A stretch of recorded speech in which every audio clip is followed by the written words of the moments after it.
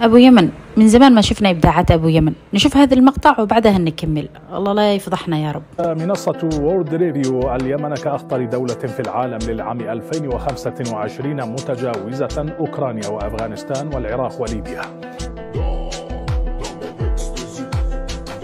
عزيزي القفل، يا جاهل، يا اللي ما عندك عقل، تفتخر بإيش؟ يقول لك أخطر دولة من بين هذه الدول، يعني أنت أعفن دولة من ناحية الأمن والأمان. أسألتكم بالله، وين الفخر؟ هذه يعني إنجاز وطني ولا هو إنجاز فردي؟ يعني نحن أصلا من أجدادنا محطمين، ما في إنجازات فردية. وين الفخر؟ وين الفخر يا خ؟ أعطيك حرف الخاء وأنت كمل عني. أعطيتك أنا وأنت كمل الجملة أو الكلمة.